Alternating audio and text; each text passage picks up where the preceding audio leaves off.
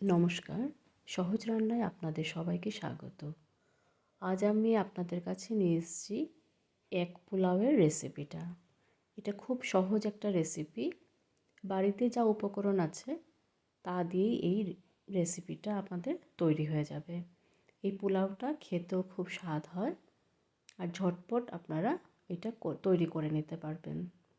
সবসময় ভাত খেতে ভালো লাগে না, মাঝে মধ্যে এই ধরনের একটা রেসিপি হলে বেশ ভালোই লাগে। এটার জন্য আমি ডিম নিয়ে নেব। প্রথমে দুটো ডিম আমি ভালো করে ফেটিয়ে নিয়েছি, নিয়ে গরম তেলের মধ্যে দিয়ে দিলাম একটা স্ক্র্যাম্বল তৈরি করার জন্য। দুটো ডিম আছে এখানে, একটু নুন দিয়ে ফেটিয়ে দিয়ে দিলাম গরম তেলের মধ্যে। তার উপর পেঁয়াজ দিয়ে দিলাম, দিয়ে আমি এটার একটা স্ক্র্যাম্বল তৈরি করে নেব। এগ পোলাওটা খেতে বলছি বন্ধুরা, খুব ভালো লাগে, আপনারা একবার ট্রাই করে দেখবেন। এদিকে আরেকটু পরিমাণ তেল দিয়ে এটার মধ্যে নুন দিয়ে দিলাম, কিছুটা পরিমাণ হলুদ গুঁড়ো দিয়ে দিচ্ছি, আর দিয়ে দেব কিছুটা পরিমাণ লঙ্কা গুঁড়ো। দিয়ে এখানে আমি দিয়ে দেব সেদ্ধ ডিম 4টা, দিয়ে আমি ভালো করে ভাজা ভাজা করে নেব। সেদ্ধ ডিমটা সেদ্ধ করার পরে আমি একটা ছুরির সাহায্যে কিছুটা দাগ দিয়ে দিয়েছি, হয়তো গরম তেলে দেওয়ার সাথে সাথে এটা ফেটে যাবে। একটা একটা করে তুলে নিচ্ছি। ভাজা হয়ে গেছে ডিমটা। এখন কড়াইয়ের মধ্যে তেলের পরিমাণটা একটু বেশি, তাই আমি এটা কমিয়ে নিলাম। এখন গরম তেলের মধ্যে পেঁয়াজ কুচি দিয়ে দিচ্ছি, দুটো পেঁয়াজ আছে, দিয়ে দিলাম টমেটো, দিয়ে এটা একটু হাই ফ্লেমে আমি রান্না করে নেব। একটু নুন দিয়ে দিলাম, হাই ফ্লেমে এটাকে রান্না করে নেব। একটা এগ কারি, ডিমের একটা তরকারি বানিয়ে নেব। ঢাকা দিয়ে দিয়েছিলাম। এখন এটার মধ্যে আমি দিয়ে দিচ্ছি আদা এবং রসুন গ্রেট করা, দিয়ে আবারও একটু রান্না করে নিলাম।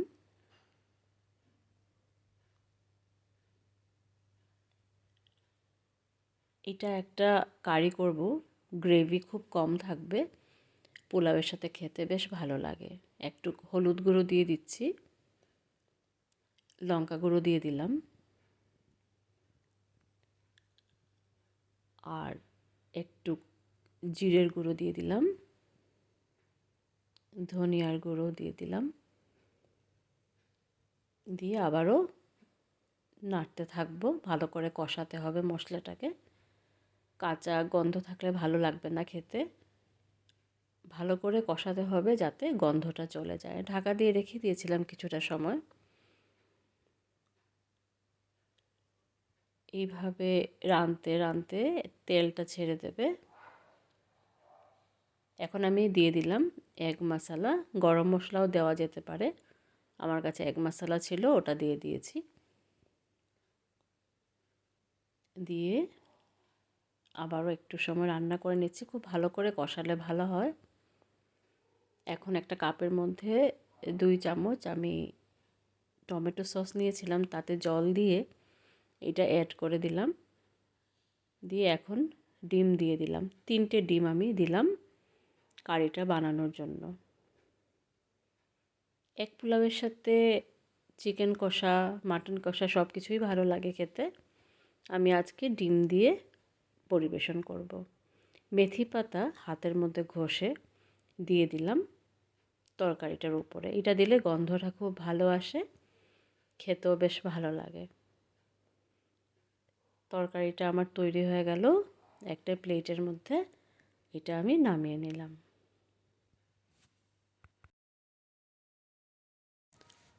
পোলাও বানানোর জন্য আমি 2 কাপ বাসমতি চাল নিয়ে নিয়েছি। এটা খুব ভালো করে ধুয়ে আমি প্রেসার কুকারের মধ্যে দিয়ে দেব। এটা আমি ভিজিয়ে রাখবো না, ধুয়ে আমি প্রেসার কুকারের মধ্যে দিয়ে দেব। যেহেতু আমার কাছে 2 কাপ চাল ছিল, আমি 4 কাপ জল দিচ্ছি। দিয়ে ধোয়া চালটা আমি দিয়ে দিচ্ছি প্রেসার কুকারে। প্রেসার কুকারের মধ্যে লিডটা লাগানোর পরে একটা সিটি দেবে, সাথে সাথেই আমি এই প্রেসার কুকারটা আমি টেপের নিচে রেখে জল ছেড়ে দেব। দিয়ে এটা আমি লিডটা খুলে নেব। তখন আমার চালটা 80% কুক হয়ে যাবে। যদি আমি সেটিটা নিজের থেকে খুলতে হয়, তবে চালগুলো 80% কুক হবে না, এটা 100% কুক হয়ে যাবে, ভাত হয়ে যাবে। তখন পোলাওটা করতে বেশ একটু অসুবিধা হয়ে যাবে, কারণ ভাতটা নরম হয়ে যাবে। তাই ভাত বেশি নরম হয়ে গেলে তবে এটা আমি বেশি নাড়াচাড়া করলে ভাতটা ভেঙে যাবে। এখন আমি 80% কুক করা চালটা আমি দিয়ে দিচ্ছি স্ট্রেনারের মধ্যে। স্ট্রেনারের মধ্যে দিয়ে আবারও আমি এটার মধ্যে জল দিয়ে দেব। প্রেসার কুকারটা ধুয়ে আমি ঠান্ডা জল এটার মধ্যে দিয়ে দিচ্ছি। তারপর আরও কিছুটা পরিমাণের আমি জল দেব। জল দিয়ে এটাকে আমি ভালো করে ধুয়ে ঠান্ডা করে নেব। এইভাবে ভাতটা যদি আমি প্রেসার কুকারে বানাই, তবে খুব তাড়াতাড়ি রান্নাটা হয়ে যায়। ভেজানোর ঝামেলা নেই, শুকানোরও ঝামেলা নেই। এইভাবে আমি ভাতটাকে ধুয়ে নিলাম। এখন এদিকে আমি একটা কড়াইয়ের মধ্যে ঘি দিয়ে দিচ্ছি। এখানে এখন আমি কাজু বাদাম দিয়ে দিলাম কয়েকটা। দিয়ে এটাকে আমি ভেজে তুলে নেব। কাজুটা তোলার পর এখন আমি একটা গাজর আমি গ্রেট করে দিয়ে দিলাম ওই ঘির মধ্যে। আর খুব সামান্য একটু নুন দিয়ে দিলাম। দিয়ে এটাকে ভালো করে আমি ভাজা ভাজা করে নেব। এইটা আমি পোলাও রান্না করার সময় পোলাওর মধ্যে দেব। আবারও আমি কড়াইটা ধুয়ে আবারও আমি কিছুটা পরিমাণ ঘি দিয়ে দিলাম। দিয়ে বড় এলাচ, ছোট এলাচ, গোলমরিচ, দালচিনি, লবঙ্গ, তেজপাতা দিয়ে আমি এটাকে এখন ভালো করে ভাজা ভাজা করে নেব, একটা খুব ভালো গন্ধ আসা অবধি। তারপর সব আমি তুলে নেব। এখন ওই ঘির মধ্যে দিয়ে দিচ্ছি পেঁয়াজ কুচি। পেঁয়াজ কুচি এখানে আছে আমার 3টা মিডিয়াম সাইজের পেঁয়াজ আমি নিয়ে ঘির মধ্যে দিয়ে দিয়েছি স্লাইস করে। তারপর একটু পরিমাণে নুন দিয়ে দিলাম। নুন দিয়ে এখন এটাকে আমি ভালো করে একটু সময়ের জন্য রান্না করে নেব। কাঁচা গন্ধটা যাবে। ফ্লেমটা মিডিয়াম টু হাই থাকবে। এইভাবে ভালো করে একটু সময় ভাজা ভাজা করে নিলাম, এটাকে একটু সময় রান্না করে নিলাম। ফ্লেমটা মিডিয়াম টু হাই রেখে আমি এটা করব।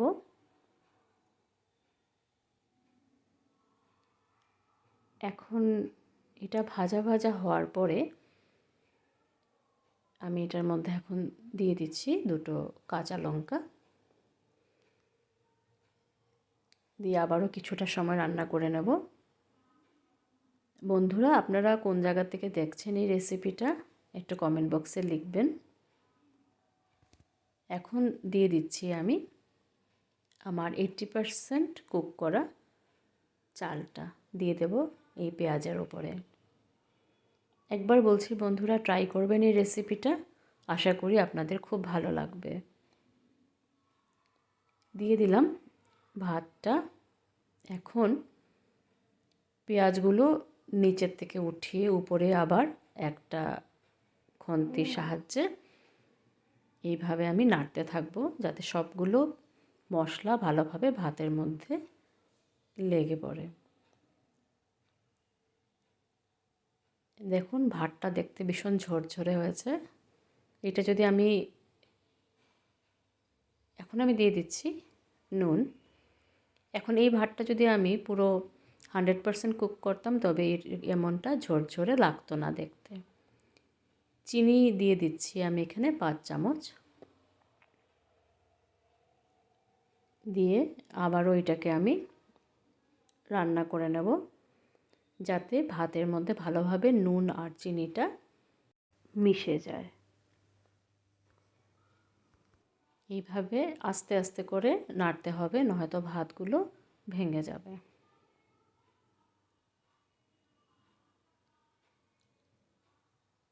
এখন এইভাবে নাড়ার পর এটার মধ্যে আমি গ্রেট করে গাজর, যেটা আমি ভাজা করে রেখেছিলাম, ওটা দিয়ে দিলাম।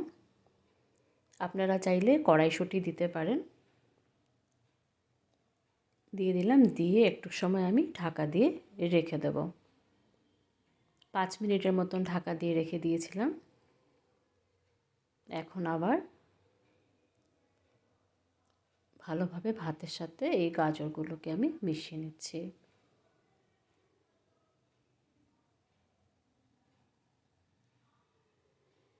এইভাবেও পোলাওটা খেতে ভালো লাগে, কিন্তু যেহেতু এটা এগ পোলাও, তাই আমি এখানে এখন দিয়ে দেব আমার স্ক্র্যাম্বলড এগটা।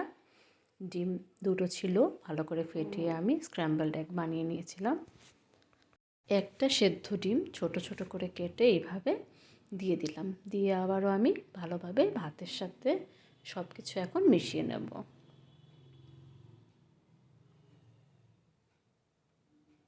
এইভাবে মেশানোর পরে ধীরে ধীরে করতে হবে এটা, নয়তো ভাতগুলো ভেঙে যাবে। কেমন লাগলো আপনাদের রেসিপিটা একটু কমেন্ট বক্সে লিখবেন। যদি ভালো লাগে আমার এই ভিডিওটা তবে একটু শেয়ার করে দেবেন, একটা কমেন্ট দেবেন।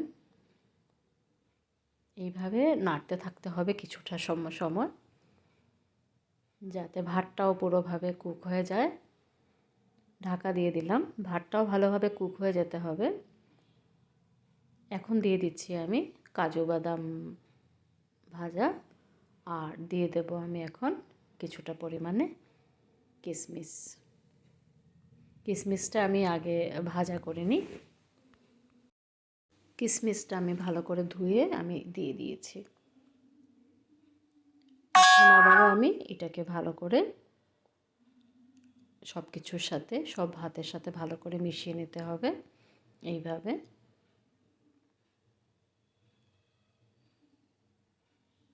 এখন পোলাওটা আমার রেডি হয়ে গেল।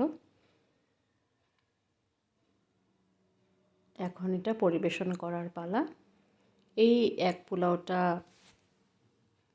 মাংসর সাথেও খেতে ভালো লাগবে এবং ডিম কষার সাথে খেতেও বেশ ভালো লাগবে। এখন আমি একটু ঘি দিয়ে দিলাম, দিয়ে আবারও আমি ঢাকা দিয়ে রেখে দিলাম।